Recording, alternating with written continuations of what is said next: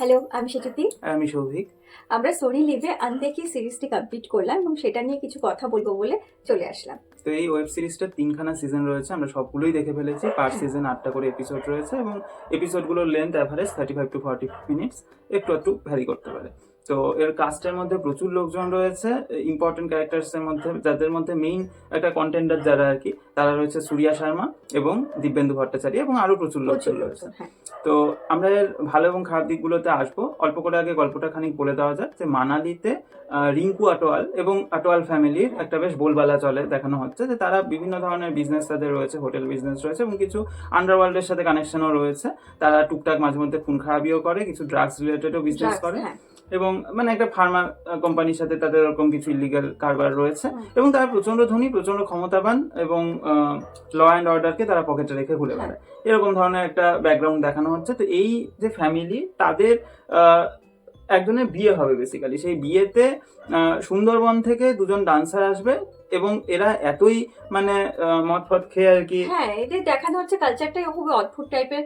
মানে এদের কথাও বলছে ঘরে, সেটাও ড্রিঙ্ক করতে করতে, হ্যাঁ, এবং হাতে বন্দুক নিয়ে। এটা মানে তারা মদের নেশায় বন্দুক দিয়ে একজনকে গুলি করে ফেললো, মানে এত পরিমাণে তারা নেশার ঘরের মেতে রয়েছে আর কি।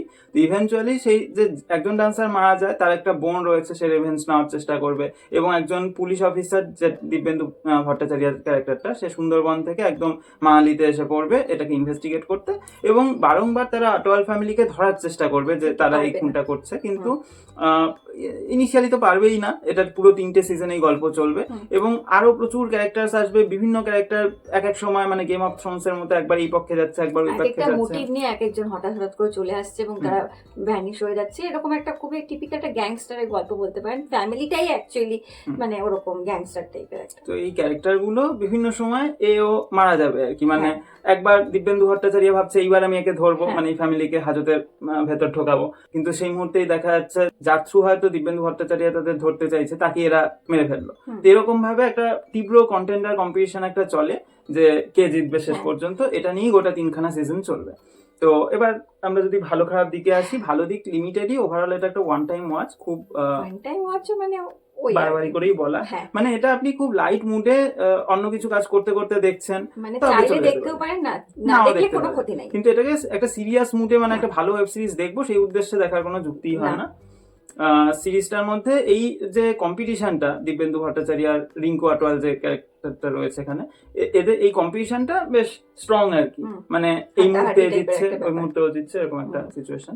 এবার দিয়ে ক্যারেক্টার ডেমোগ্রাফিটাও ভালো, মানে প্রত্যেকটা ক্যারেক্টারকে প্রচুর সময় রয়েছে, তো অনেকখানি করে স্পেস দেওয়া হয়, তার ব্যাকগ্রাউন্ড দেখানো হয় এবং সে বিভিন্ন সময় নানা জিনিস করছে, তার কি লজিক, মোটামুটি সেই বিষয়গুলো এস্টাবলিশ। তো সেটা যেহেতু ডিউরেশনটা প্রচুর লার্জ, 3খানা সিজন রয়েছে, তাতে এটা একটা ন্যাচারাল হয়ে যায় এটা। হ্যাঁ, তো ওভারঅল বলা চলে যদি আপনি অ্যাকশনটাই দেখতে চান, সেটা আপনার সিরিজটা দেখার মূল উদ্দেশ্য থাকে, তাহলে আপনারা অ্যাকশন এখানে অনেকখানিই পাবেন। কিন্তু আদারওয়াইজ আমরা বলবো যে মোস্টলি এটা খুব একটা ভালো সিরিজ নয়। যেমন একদম এখানে খুব বেশি স্পয়লার নেই, তাই বলছি যে সিরিজের শেষে গিয়ে আমরা দেখতে পাই যে মেইন কালপ্রিট অনেকেই ছাড়া পেয়ে যাবে বলতে তারা ধরাই পড়বে না। তারা ধরাই পড়বে না, অ্যাজ ইফ তারা কিছু করেইনি। তাদেরকে আবার একটা ইমোশনাল ব্যাকগ্রাউন্ড দিয়ে দেখানো হচ্ছে, খুব ক্যাজুয়াল ভাবে ব্যাপারগুলোকে দেখানো হচ্ছে আর কি। আর এই সিরিজটার মধ্যে আমরা দেখতে পাই মানে ভয়ানক স্ল্যাংস রয়েছে। মানে একজন মানে একটা ক্যারেক্টার দেখা হচ্ছে, পাপাজি ক্যারেক্টারটাকে দেখানো হচ্ছে, তার ফার্স্ট টু এন্ড গোটাটাই উনি শুধু উল্টো পাল্টা গালিগালাজ দিয়েই গেলেন। ওনার আর কোনো ডায়লগ ছিল না। ওনার এমন কোনো ডায়লগের মধ্যে এমন কোনো সেন্টেন্স নেই যে সেন্টেন্সটা পুরোপুরি ভাবে গালিবিহীন একটা পরিষ্কার কথা আর কি। হ্যাঁ, এবং ওটা অদ্ভুত ক্যারেক্টার দেখানো হচ্ছে যে কন্টিনিউয়াসলি ড্রিঙ্ক করছে, গুলি কাটছে আর মানে লোকজনকে উল্টো পাল্টা কথা বলে যাচ্ছে। একটা অদ্ভুত ক্যারেক্টার দেখানো হচ্ছিল। আর সময় ভুল করেও গুলি করে ফেলছে এবং সেটাকে ধামাচাপা দেওয়ার জন্য কত রকম ভাবে ধামাচাপা দেওয়া যায় সেগুলো এখানে দেখানো হচ্ছে। মানে আমাদের সমাজে যতগুলো গ্যাংস্টার আছে তারা এখান থেকে শিখবে কি করে করতে হয় আর কি। তো সব মিলিয়ে বললে এখান থেকে আমাদের কিছুই, সিরিজটা শেষ করার পরে আমরা পাই যে কিছুই শেখার বা কিছু টেক অ্যাওয়ে কিচ্ছু নেই। তো এটা আপনারা একবার দেখবেন, দেখে অ্যাজ আর্লি অ্যাজ পসিবল ভুলে যাবেন। তো এটাই দরকার, কারণ এখান থেকে কিছু শেখা মানেই বিপদ। তো এখন এই সিরিজ সম্পর্কে আমাদের যা মতামত সেটা স্ক্রিনে ভিজিবল। তো ওভারঅল বললে 4.8 out of 10। So thank you, tata.